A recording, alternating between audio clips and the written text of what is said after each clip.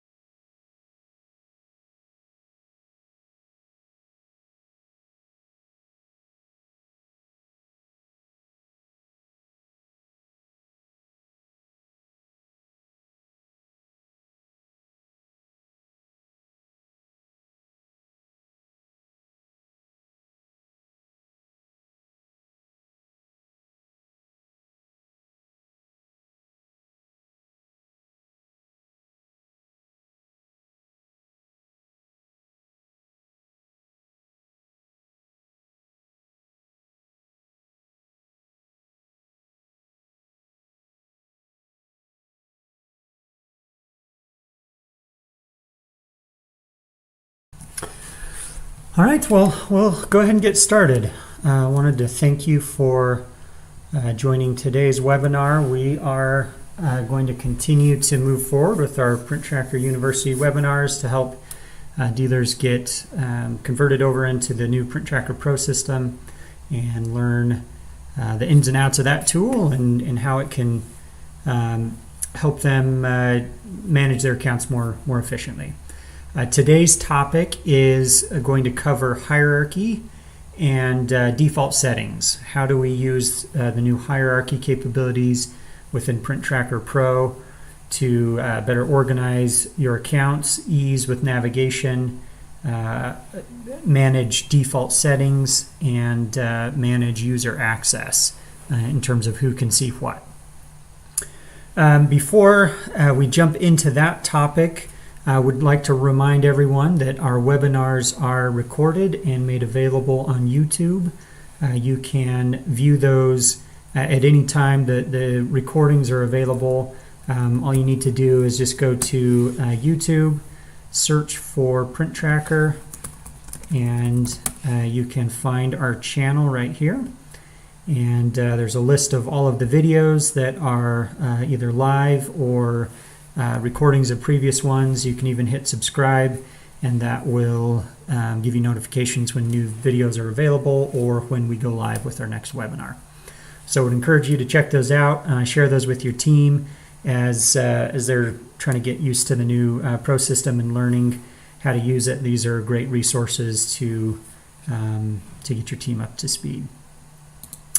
So we'll start by our discussion on hierarchy by looking at a sample layout that we're going to use today. So we now support the ability to create hierarchical relationships in the way your customers are added to PrintTracker. So for example, the account we're going to be working on is going to use a root level entity or a dealer entity that's called hierarchy training. And we've created two child accounts to help us better navigate through and organize our customer list. We've chosen to do this by geography, east versus west. You may choose to set it up in any way that you want. You could use sales teams, so you've got team A, team B, team C. And then underneath that, you can create, individual sales reps. And then underneath each sales rep, you can add their list of accounts. So there's really no limit to the way that your hierarchy can lay out. And you can add as many layers into the hierarchy as you want. So again, in today's example that we're going to go through, we've chosen to use an east and a west division. And then there are two customers under each of those parent entities, East 1, East 2, and West 1 and West 2. So if we go over to the web admin, we can see that hierarchy reflected here. If we click on our entity selector here at the top, we can see that the two direct children underneath hierarchy training are the East and the West. And if we click on each of those, we can see East 1, East 2, and go back to West, West 1, West 2. So that's how our hierarchy is laid out for today's example. As a note, you can also If you have a lot of entities in there, you can always search for an entity if you know the name. When you search, it will bring up the nearest match and then other ones that might be close matches, and that allows you to navigate directly to that entity. So that search feature can be very helpful when you have a long list of entities that you're dealing with. So let's say now that we want to modify our hierarchy and add a couple of branches underneath this East 1 customer. Let's say they have a branch A and a branch B. How do we go about adding that to our hierarchy? So the key is you have to start from the level where you want to add. So because we want to add branch A and B as children right underneath East 1, I'm going to navigate down to the East 1 entity here, and then when I click Add Entity and add branch A, it's now going to be added as a child right under East 1. Now, if I want to add branch B, I can come back up to East 1, add an entity, say branch B, hit save, and now I have my new layout that reflects this added set of branches. Underneath East 1, we have a branch A and a branch B. Now let's say for some reason that I was wanting to add a branch C and I forgot to go back up to East 1 and I accidentally add branch C as a child of branch B. If I save that, now my hierarchy isn't quite the way that I want it to line out. I really want branch C to be a child of East 1 as opposed to branch B. This is easily corrected. If you just come down here to the admin section, there's an option to move entities. All I need to do here is search for branch C, select that, and I want to move that to a child of East 1, and I'll select that. And once I hit Move Entity, I can confirm that change. And now, if I refresh my page, I will see that branch C has moved to a child of East 1. And if I come up here to East 1, I can now see my 3 branches just the way I intended for them to be.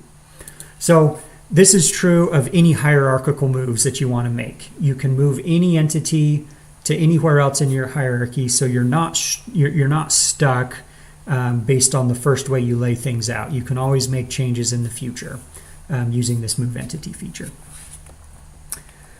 So that's kind of the first step. How do we create levels of hierarchy, and how do we move things around if we decide later on that we want to change the structure?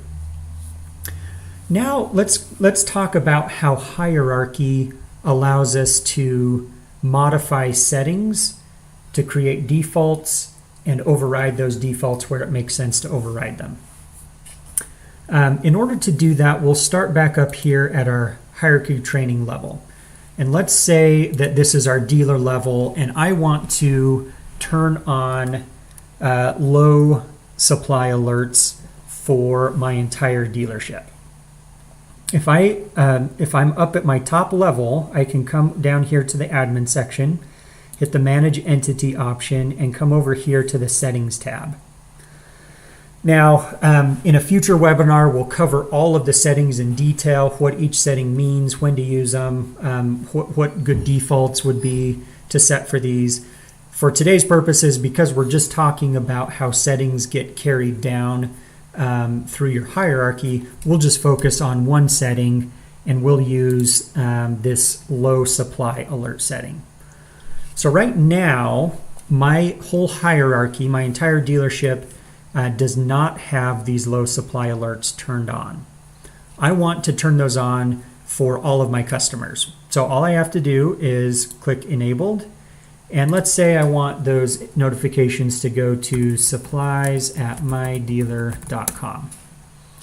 And let's say I want those alerts to go out when the supply has crossed the 20% threshold. So now I've got things configured the way I want for my low supply alerts. So I'll come down here and hit save. And because I did that up at my dealer level, if I come down to the west and I look at the settings here, I can now see that these settings are applied to the west customer or the west region automatically. And if I further drill down my hierarchy, I can see that they have carried all the way down to the West 1 customer. So making a change up at the dealer level will affect what settings are applied at all of the children automatically. I don't have to come in here and modify these settings at every entity in my dealership. So let's go back and see that in action. So if I come back up here and I later decide, you know what, I actually do want alerts at 25%, I can change it in one place up at the dealer. When I hit save, if I come look at any of my customers or child accounts, I can see that we're now going to use 25% as the new default setting for all of the customers and devices at any of those customers. So again, you only need to make the change in one place and it's going to automatically trickle down. Let's say, however, that I have a particular customer, let's say this East 1 customer, that maybe this is just a lower volume entity and I don't need to get alerts at 20%. Maybe I only want to receive alerts when it crosses 10% because I don't need quite as much lead time for this particular customer. So I can come here to the East 1 customer and I'm going to say, I want to override this default and just use 10%. What happens is when I make that change, you can see over here that I now get a reset button. Previously it showed inherited, which means this isn't a custom setting. It's going to use whatever its parent setting is. And so if you change the parent, you can expect that this setting will also update. Well, now I have chosen to put in a custom setting, and so it's no longer going to inherit any changes made up at the parent level. So if I were to go back up to my dealer and change that alert threshold to 15%, this particular customer would stay at the 10% that I said I want applied to the East 1 customer and its children. So on any of the settings in Print Tracker Pro, you can just look over here on the right-hand side and you can see which ones are inherited and will be changed based on what happens higher up in the hierarchy. And you can see which settings are custom and will not change given any changes that you make higher up in the hierarchy. So that's kind of your easy way to determine what's going to happen where. So if I save this setting and I go back and look at any of the children of East 1, let's take a look at branch A. I can see that branch A is now going to use 10%. And it's inheriting that setting from East 1. So if I were to go change East 1 to 15%, this would update to 15%. But if I were to change my default setting at the dealer level to say 28%, this branch A would still report at whatever East 1 was set at. So it's only going to inherit one level up, but if you don't have any custom overrides anywhere in your settings, then it's just going to use your dealer defaults all the way through your account. So that's how the inheritance works. That's how you can tell which settings are inherited and which settings are going to be custom settings. So let's talk just for a minute about emails, because the email settings work on the same concept as all of the other inheritance settings, but work just slightly differently. So if I were to come back to East 1, let's say that I want my supply alerts to go to our generic supplies email address, but I also want to send them to the local sales rep because that sales rep likes to keep an eye on when their customer is using toner and when they need replenishments. So I can come in here and add sales rep at mydealer.com.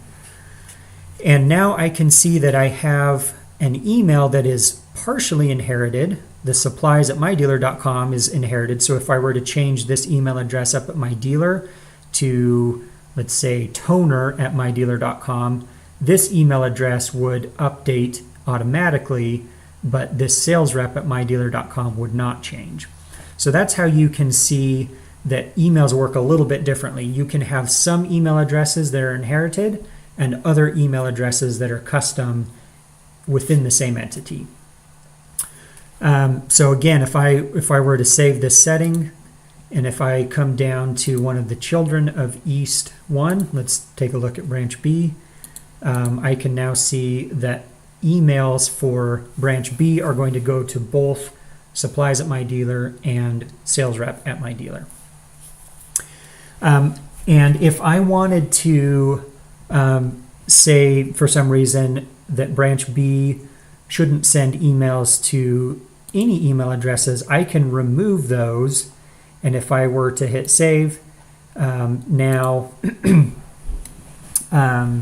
it is going to, if I were to reset, it would remove the emails from being sent at this branch. If I wanted to turn off emails altogether, then I would just disable the supply alert. The point that happens here is if someone higher up in the hierarchy has requested emails, they are always going to receive those emails. So if a dealer wants to receive emails for all of their customers, they will receive emails for all of the customers, and someone lower down the hierarchy can't override what the dealer has set. So it's a way that the dealer can ensure that they're always getting emails, and someone lower down the hierarchy can't basically cut them out of the email loop. So those dealer email addresses are enforced all the way down, but an individual account can choose to turn off supply alerts or change thresholds or any of those other settings that we've looked at.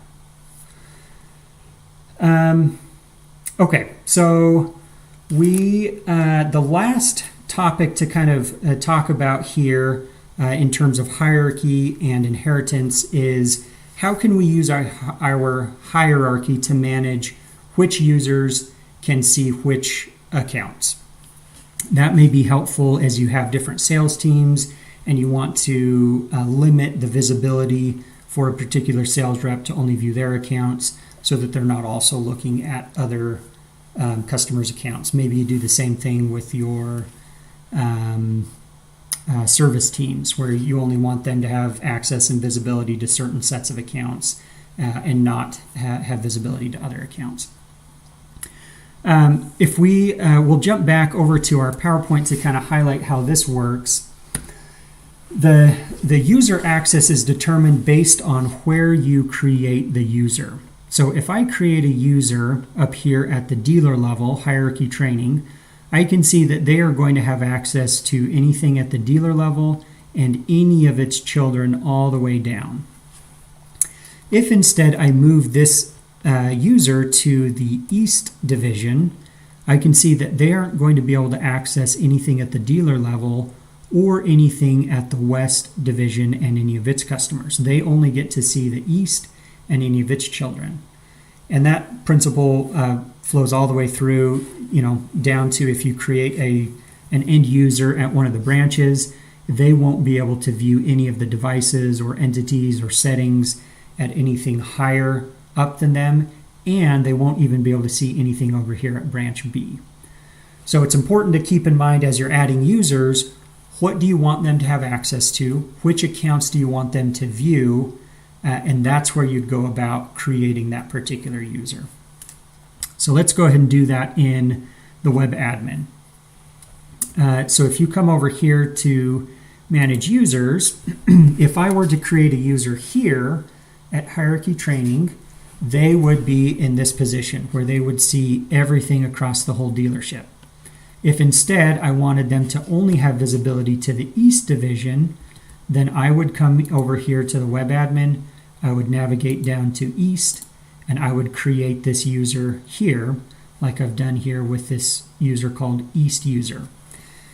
Now, if I log into the web admin as East User, we can see that this user, who is East User, only has access to the East Division and any of the child entities underneath that. I don't have any ability to navigate to the dealer level or up to or over to the West Division. I'm restricted just to this set of accounts.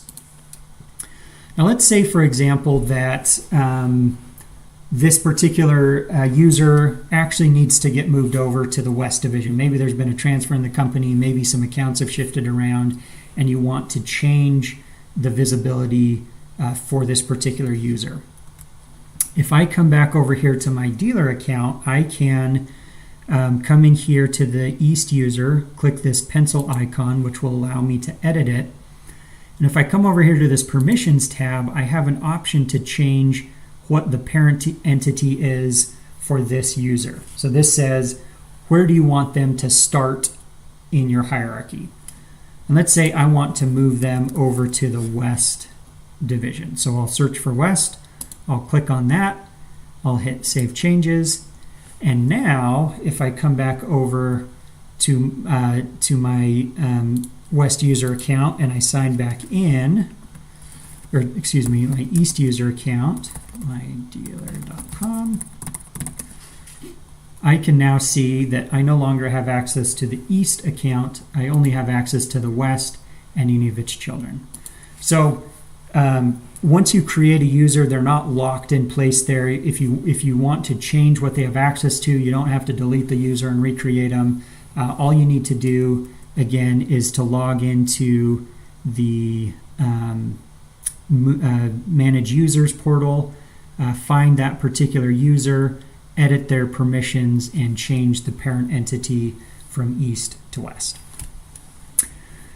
So that is our deep dive today into how hierarchy works, how settings inheritance works, and how you can leverage hierarchy to manage the visibility that your users have into your dealership accounts.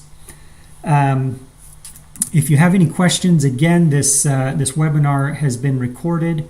You have the ability to come back in and review that at any point.